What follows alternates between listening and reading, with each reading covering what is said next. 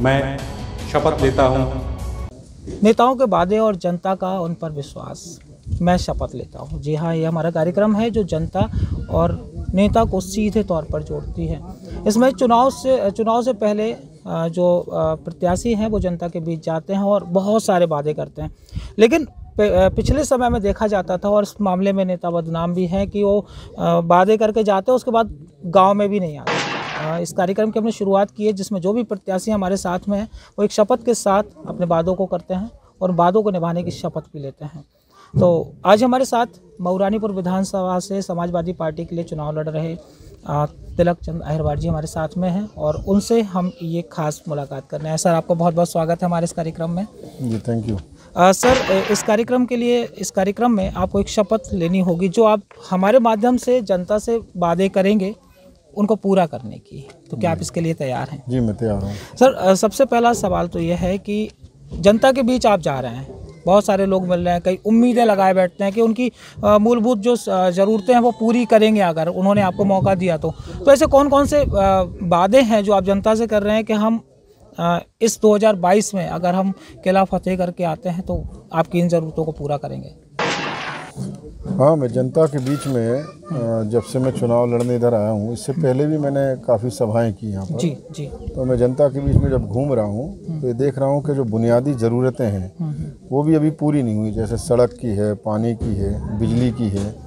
मैं एक ऐसे गांव में भी गया जहाँ उसके 5 पूर्वे हैं, उन 5 पूर्वों में आज तक बिजली नहीं है। तो ऐसे में सब जगह देख रहा हूँ कहीं सड़कों की बहुत दिक्कत है। जैसे हम वहाँ पर गए टकटोली में तो वहाँ सड़क की बड़ी प्रॉब्लम है जी। और इसी तरह से जो है मैंने वहाँ कचनेऊ में गया, वहाँ सड़क ऐसी है कि वहाँ जाम लग जाता है जी।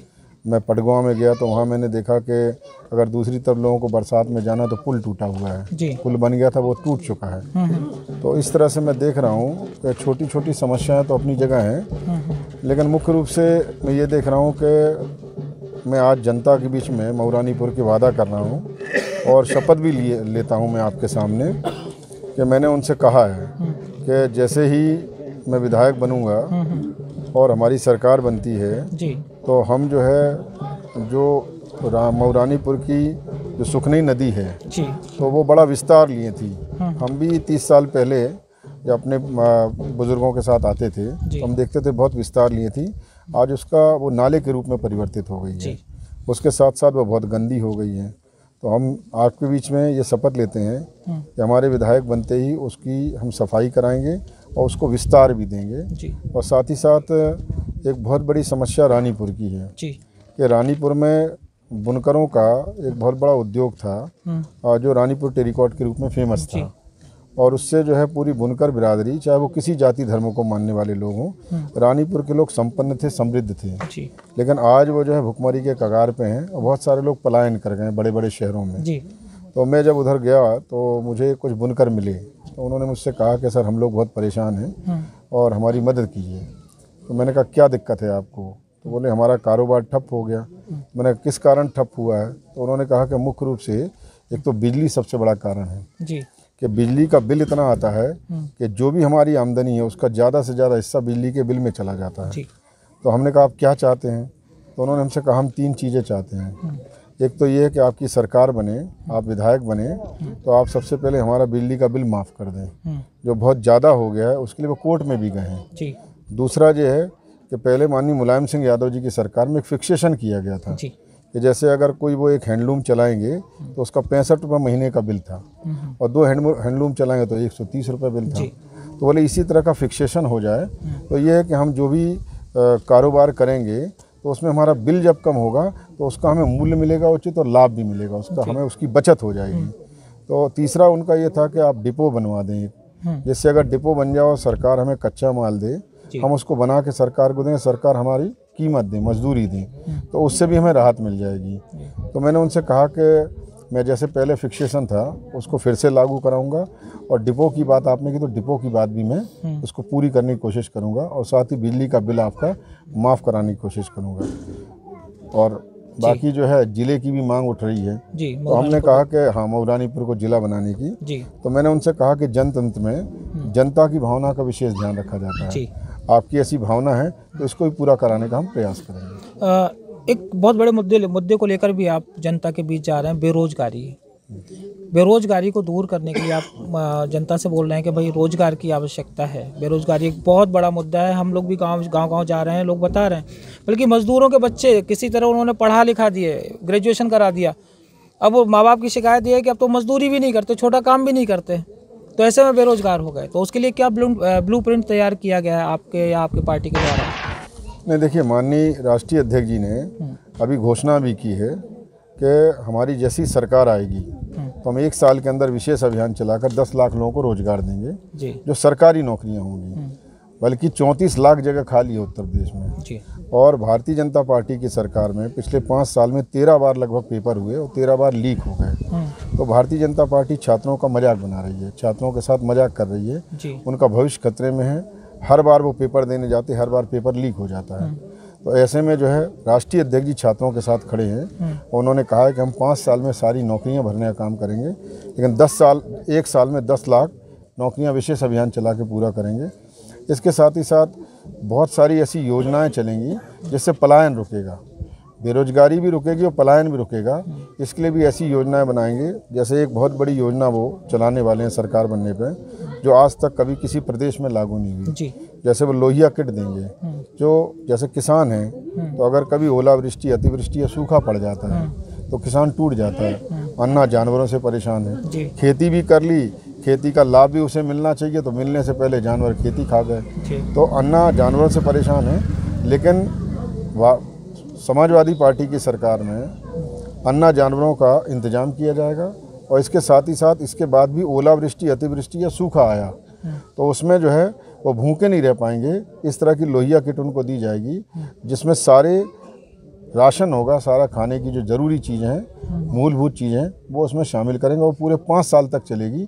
अब ऐसा नहीं कि ओलावृष्टि, अतिवृष्टि या सूखे में दिया जाएगा, पूरे 5 साल गरीबों को दिया जाएगा। मऊरानीपुर विधानसभा ग्रामीण क्षेत्र से घिरा हुआ है और यहाँ पर शिक्षा के साथ साथ स्वास्थ्य की सुविधाएं भी बिल्कुल नहीं है, बल्कि झांसी जो यहाँ पर CSC और जो चिकित्सालय बने हैं, सरकारी अस्पताल बने हैं, उनको रेफर सेंटर के नाम से जाना जाता है। जी बिल्कुल सही। तो उनके लिए क्या व्यवस्थाएं करने की सोचा है? बहुत बढ़िया प्रश्न किया आपने। तो मैं इससे पहले जो है पिछले गांव में था, तो वहाँ भी मुझे प्रेस वाले मिले, तो उन्होंने जब मुझसे बात की तो मैंने कहा कि यहाँ जो मऊरानीपुर में जो अस्पताल है वो रेफर सेंटर ही है जी। अगर थोड़ा सा भी किसी को ठीक ठाक चोट लग जाए तो उसे तुरंत रेफर कर दिया जाता है। तो हम ऐसा इंतजाम करें कि जिससे मऊरानीपुर के लोगों को कोई बहुत बड़ी दिक्कत हो जाए तो उन्हें झांसी जाना पड़े, रेफ़र किया जाए, नहीं तो यहीं उनका इंतजाम करेंगे। ऐसा अस्पताल हम बनाने का काम करेंगे। आप खुद ग्रामीण क्षेत्र में जा रहे हैं, आपको कुछ ऐसी जो और ऐसी चीज़ें हो जो लोग आपसे उम्मीदें लगा रहे हो कि आपसे बताते होंगे कि भाई ये समस्या है, तो मुख्यतः आपको सबसे बड़ी समस्या क्या नज़र आई यहाँ पर? नहीं, मुख्यतः यही है कि जो बुनियादी चीज़ें उसमें पानी की बहुत बड़ी कहीं कहीं दिक्कत है, हाँ, कहीं बिजली की भी दिक्कत है, और जो छोटी छोटी समस्याएं हैं वो भी अपनी जगह हैं।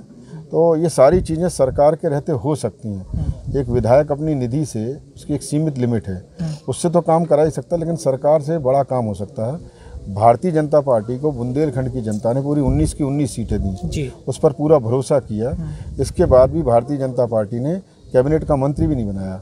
मतलब बुंदेलखंड ने इतनी बड़ी ताकत दी, लेकिन बुंदेलखंड का प्रतिनिधित्व करने के लिए जब कैबिनेट की बैठक हो तो उसमें मंत्री नहीं रहेगा, कैबिनेट का मंत्री नहीं है। तो इस तरह की चीज़ें उन्होंने की है, लेकिन आज पूरे बुंदेलखंड की जनता, उत्तर प्रदेश की जनता समाजवादी पार्टी पर भरोसा कर रही है। मैं समाजवादी पार्टी की ओर से, हमारे राष्ट्रीय अध्यक्ष जी की ओर से, मैं मऊरानीपुर के साथ साथ सारे प्रदेश के लोगों को ये मैं भरोसा दिलाना चाहता हूँ कि हमारी सरकार आने पर बुंदेलखंड की अनदेखी नहीं होगी। बुंदेलखंड में विशेष पैकेज भी लाया जाएगा, बुंदेलखंड को मजबूत किया जाएगा, बुंदेलखंड की जनता का पलायन रोका जाएगा। जनता का एक नकारात्मक सवाल भी है, कुछ लोगों ने किया है कि समाजवादी पार्टी के समय पर उन्हें असुरक्षा की भावना उत्पन्न उनके मन में हुई है, उसे कैसे दूर करेंगे? नहीं, असल में ये दुष्प्रचार है जी। मेरा ये मानना है कि भारतीय जनता पार्टी की सरकार में हाथरस की घटना हुई है, भारतीय जनता पार्टी की सरकार में थाने में हत्या हुई है, भारतीय जनता पार्टी की सरकार में इतना करप्शन कि 5 फुट का आदमी 2 फुट की नल की टोंटी से लग के आत्महत्या कर रहा है, बलात्कार हो रहे हैं, अधिकारियों को जो है खुलेआम जो है लखनऊ में मारा जा रहा है। तो सारी घटनाएं हो रही हैं, और साथ में मेरा ये मानना है कि जो मेरे पास जानकारी है हो सकता है कि जानकारी थोड़ा कम और ज़्यादा हो सकती है, लेकिन 192 विधायक हैं जिन पर आपराधिक मुकदमे थे भारतीय जनता पार्टी की सरकार में। तो आपराधिक मुकदमे 192 विधायकों पे थे, ऐसी मेरे पास जानकारी है। एक आध कम हो सकता है, तो अपराधी तो उनके पास ज़्यादा है और बदनाम समाजवादी पार्टी तो की क्या आप भी जनता से वादा करेंगे कि वो अगर आपको मौका मिलता है तो आप उनकी सुरक्षा के लिए तत्पर रहेंगे? नहीं, मेरे पे तो एक भी मुकदमे नहीं है। मेरा 34 साल का राजनीतिक जीवन है, मुझ पे आज तक एक सिंगल FIR नहीं है। तो इसलिए मैं तो भरोसे के साथ कहना चाहता हूँ कि माननीय राष्ट्रीय अध्यक्ष जी ने नारा दिया है कि नई हवा है नई सपा है। तो नई हवा और नई सपा में सबकी सुरक्षा होगी और किसी प्रकार की गुंडागर्दी नहीं होगी। पूरी गुंडागर्दी पे अगर कोई भी गुंडागर्दी करेगा तो उस पर हमारी सरकार रोक लगाएगी। जो उचित कार्रवाई है वो करने का काम करेगी। कीमती समय देने के लिए बहुत बहुत न्यूज़ वीके की तरफ से आपका धन्यवाद। क्या आपने जो ये वादे किए हैं सभी की शपथ लेने को आप तैयार हैं? ये मैं बिल्कुल तैयार हूँ और आपका भी धन्यवाद है।